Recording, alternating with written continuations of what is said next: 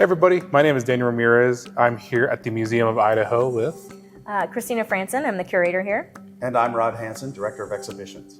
And today we're kind of getting a look behind the scenes of what it's like to actually work at the Museum of Idaho and what it takes to bring an exhibit here to Idaho. So yeah, I'm excited. Yeah, we're excited to share it with you. Yeah, appreciate you being here. Talk to us about bringing the Mummies exhibit to Idaho and what that looks like on your end.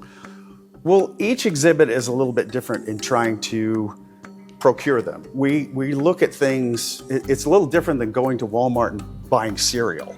Right. Because there are so many factors that come into play.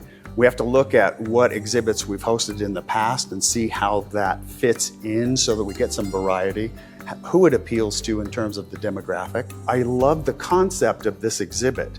I love the idea of multiple types of mummies, whether it is intentional mummification or whether it was accidental mummification. And there we have mummies from all over the world. And so bringing them here and exposing our patrons, our local patrons, with new ideas, new religions, new traditions, new family dynamic, and how other cultures deal with death, I just thought it would be a really great experience, and it has proved to be that. We're kind of purveyors here, purveyors of history, purveyors of culture.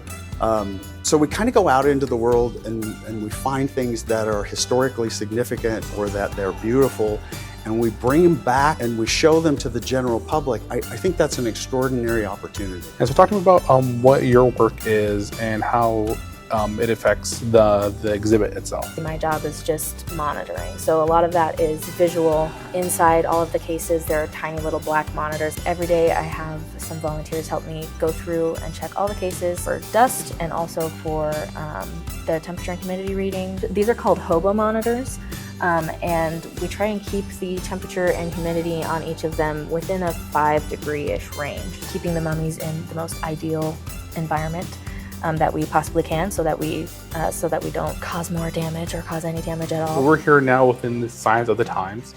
So talk to me about curating and bringing in some of these pieces. I know we have this huge old disco UFO shape, but kind of what it takes to build an exhibit like this. Okay.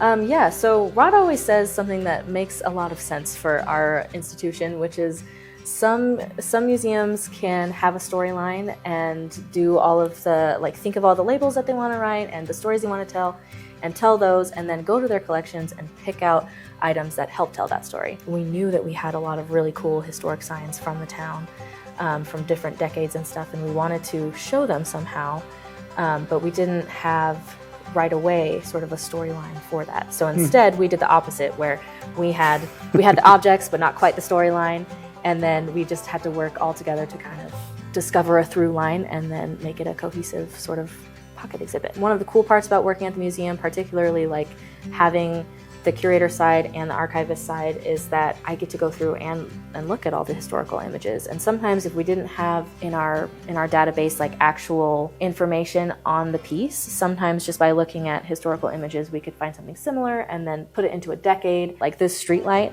from what I recall, there's not a lot of background on it, so not a lot of provenance. In the image behind you, there's a similar pagoda style traffic light. Having the images and having the objects, we can kind of piece a story together that way. Thank you guys so much for kind of taking us around, showing us what it's like to bring an exhibit here or either restore these exhibits. And yeah, no, thank you guys so much.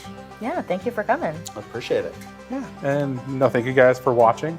Again, Daniel Ramirez with East Idaho News, here with Museum of Idaho for our Work in It.